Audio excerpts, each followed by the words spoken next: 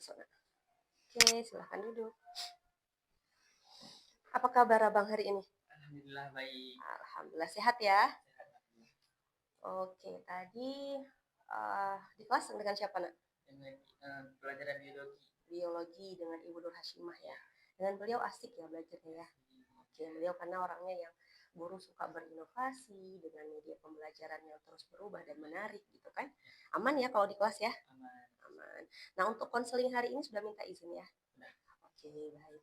Nah, abang hari ini kita akan melakukan yang namanya konseling individual. Nah, sebelum mulai, ini tanya dulu, abang duduknya udah nyaman seperti itu? Nyaman ya? Oke, karena kalau tidak nyaman nanti proses konselingnya juga tidak akan berjalan dengan lancar, kan? Nah, baik. Sebelum kita melakukan konseling individual kita, alangkah baiknya kita berdoa terlebih dahulu supaya Allah meridhoi dan melancarkan kegiatan kita. Ya, berdoa dalam hati masing-masing kita sesuai dengan keyakinan kita. Berdoa dimulai. Berdoa selesai.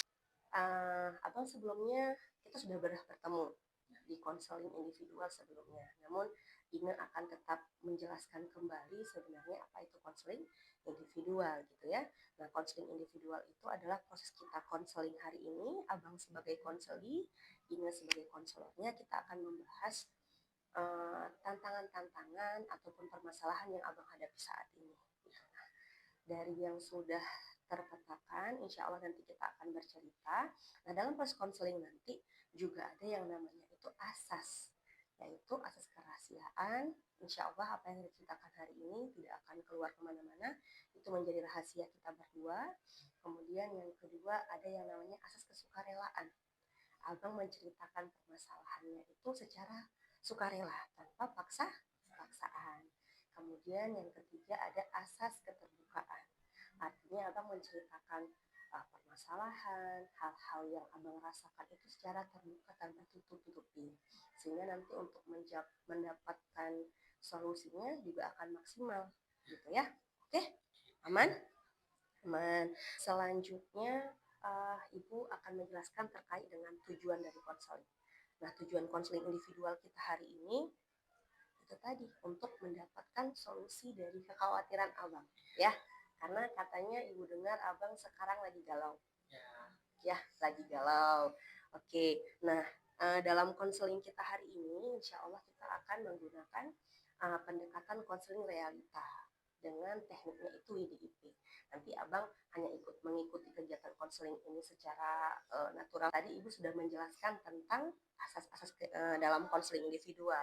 Nah, selanjutnya Ibu akan menjelaskan terkait dengan tujuan konseling. Nah, tujuan konseling ini adalah kita akan membahas bagaimana permasalahan yang abang hadapi, kemudian kita mendapatkan solusi bersama. Jadi permasalahan itu teratasi, abangnya nggak galau-galau lagi, gitu ya. Oke ya, abang siap ya untuk kegiatan konseling individualnya ya? Oke, baik abang. Nah, boleh diceritakan terlebih dahulu ke Ibu sebenarnya apa kekhawatiran, apa perasaan yang dirasakan? Itu sekarang ragu-ragu untuk masuk di perguruan tinggi karena ekonomi keluarga dan Yusuf juga punya adik-adik kakak-kakak yang ingin juga berkuliah. Kalau misalnya Yusuf milih di kesehatan S1 yang ada S1-nya di USK di Banda Aceh, S1 perawatan. Kalau di sana kan butuh biaya makan, biaya kos, motor dan lain sebagainya. Kalau kalau di keperawatan sekolahnya full time, tiap hari full. Jadi ya saya mikir ini kalau tiap hari tak mungkin lah kerja karena kan capek kalau nanti pulang dari kampusnya bikin makalah ini itu belajar lain sebagainya. Jadi mikir gini, kalau sana ya jauh, terus ekonomi keluarga juga kalau memang ayah mampu untuk membiayai hasil gimana dirinya itu nanti mereka juga butuh dari ayah. Oke, berarti dapat baca kegalauannya itu dari beberapa faktor. Yang pertama, karena Yasir bukan satu-satunya yang mau kuliah, tapi ada kakak juga yang mau kuliah, karena kembar ya. Oke, berarti kan otomatis masuk kuliah juga barengan, ya. biaya kuliahnya juga pasti akan barengan dan double orang tua memikirkannya gitu ya. Kemudian faktor yang kedua tadi dari ekonomi keluarga, karena hanya ayah yang mencari nafkah karena ibu sudah meninggal dunia ya. Oke, baik, itu menjadi rasa tanggung jawab Yasir bagaimana gitu ya. Kemudian yang ketiga, kalau nanti kuliah di sana pasti banyak biaya-biaya tambahan karena kita merantau, baik itu dari tempat tinggal, kemudian biaya kehidupan sehari-hari gitu ya, sampai transportasi ke tempat kuliah kan juga harus dipikirkan gitu ya. Oke. Nah, dari ketiga faktor ini mari kita bahas satu persatu dulu.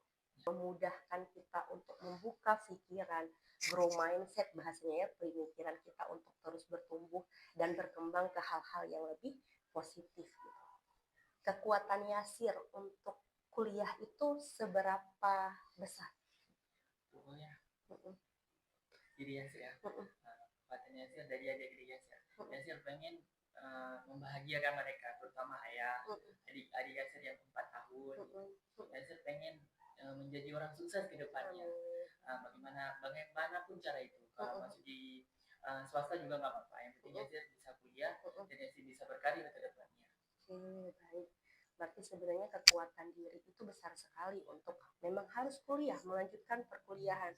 Nah, selama ini apa yang sudah dicari-cari informasi tentang kampus negeri, tentang kampus swasta, dan bagaimana sih sebenarnya perkuliahan untuk S1 itu?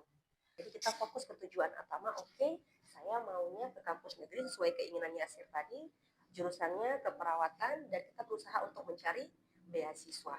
Yasir mengatakan, saya ingin memiliki masa depan yang lebih cerah. Saya ingin membantu keluarga supaya martabat harkatnya itu menjadi lebih meningkat. Gitu. Ayah menjadi bahagia, adik yang masih kecil juga ikut bisa Yasir bahagiakan. Apa tindakan-tindakan yang sudah Yasir lakukan sekarang untuk memenuhi tujuan itu, keinginan itu? Kalau untuk mengejar beasiswa Yasir belajar seperti sekarang belajar di TKA, Yasir belajar di rumah untuk bisa mendapatkan nilai yang terbaik. Insya Allah. Dan persiapan nilai lainnya kayak uang untuk kalau nggak Yasir masuk di negeri, Yasir masuk di swasta, Yasir sudah dipersiapkan uang walaupun sedikit. Udah mulai nabung. Iya, udah mulai nabung. Berarti memang ini keinginannya kuat sekali, memang harus ke keperawatan. Insya Allah Allah berikan jalan. Ya, oke, berarti Yasir sudah melakukan tindakan-tindakan. Ya, kita cari informasi beasiswa.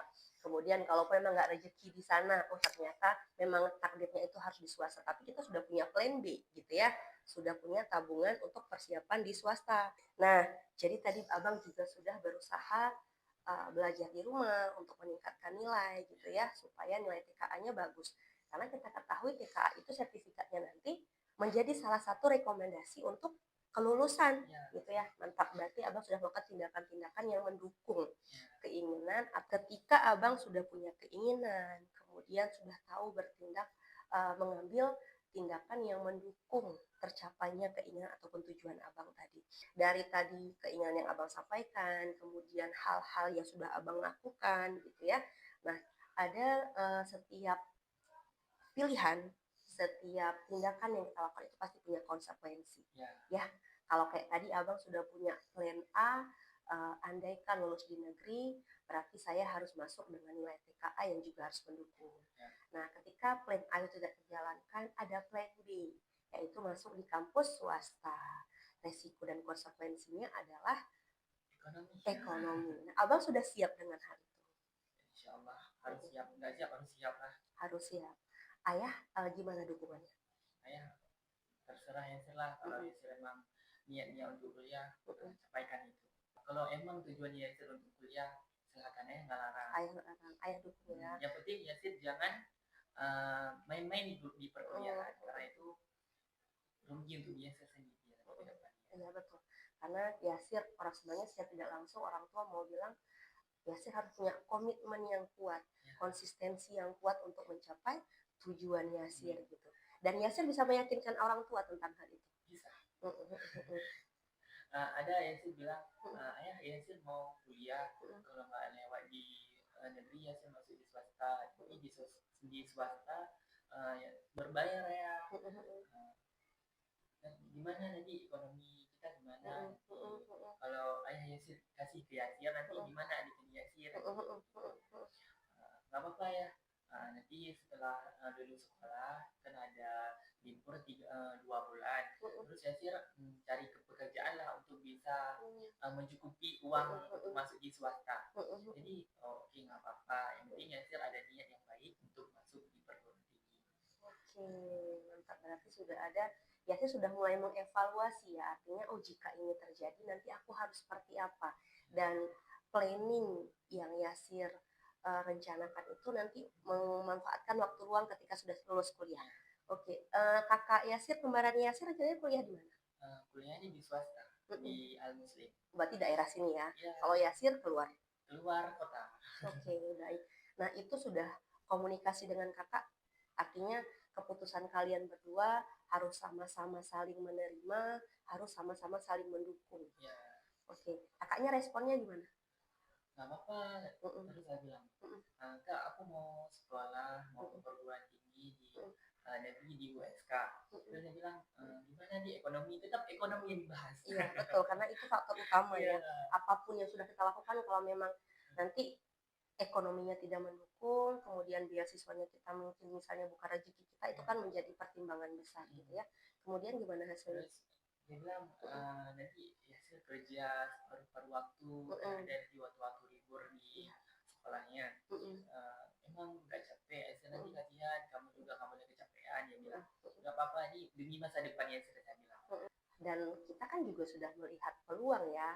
Dan tadi juga Yasir udah banyak berusaha, oh sudah punya plan A, sudah punya plan B, andaikan itu tidak terjalankan dia akan seperti apa.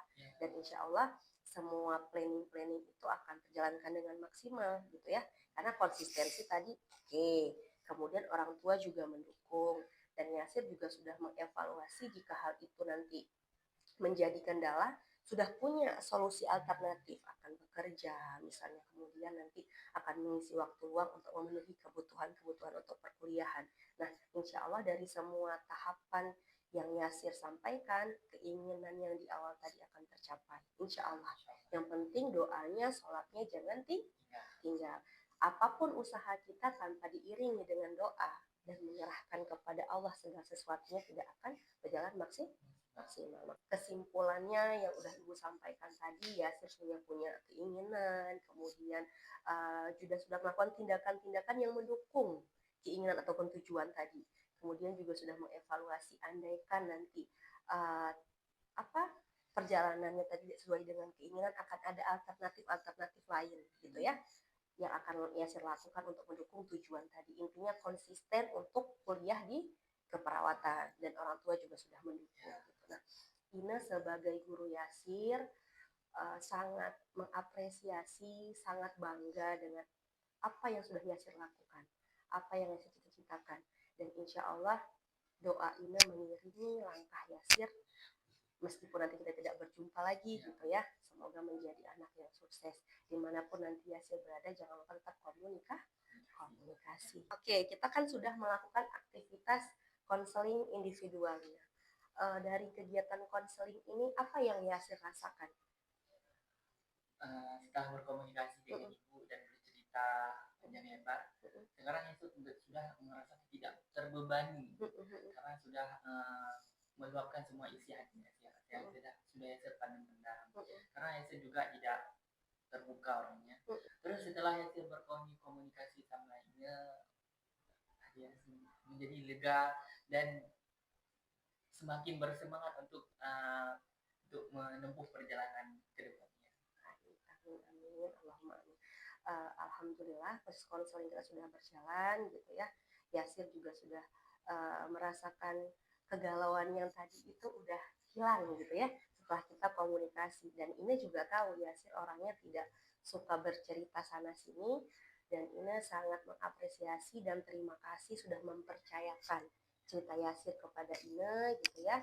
Dan semoga nanti langkah Yasir ke depannya menjadi lurus, lancar, Allah mudahkan semuanya sampai nanti namanya menjadi Yasir Arafat Eskop, ya kan? Amin, Allahumma amin. Selanjutnya Itu harapannya Ina, harapkan kepada Yasir. Yasir nanti setelah dari sekolah ini menjalankan perkuliahan dengan baik, dengan lancar, sampai nanti menjadi sarjana gitu ya. Nah, kita akan melakukan konseling lanjutan. Setelah ini nanti Yasir bisanya kapan kita konseling lagi? Minggu depan berarti hari Senin juga ya. Oke, baik. Di jam yang sama nanti kita komunikasi lagi, berarti kita akan melakukan konseling lanjutan di hari Senin depan gitu ya. Nah, Ina mengucapkan terima kasih banyak atas kehadiran Yasir hari ini, sudah mau menceritakan kegalauannya gitu ya. Yasir yang selama ini tidak terbuka dengan orang lain, tapi Yasir percaya dengan Ina dan menyampaikan apa yang Yasir rasakan gitu ya. Nah, baik, sebelumnya ada yang mau disampaikan lagi? Tidak, baik. Sebelum kita mengakhiri kegiatan konseling kita, mari kita berdoa terlebih dahulu. Berdoa dengan kepercayaan kita masing-masing dan dalam hati. Berdoa dimulai.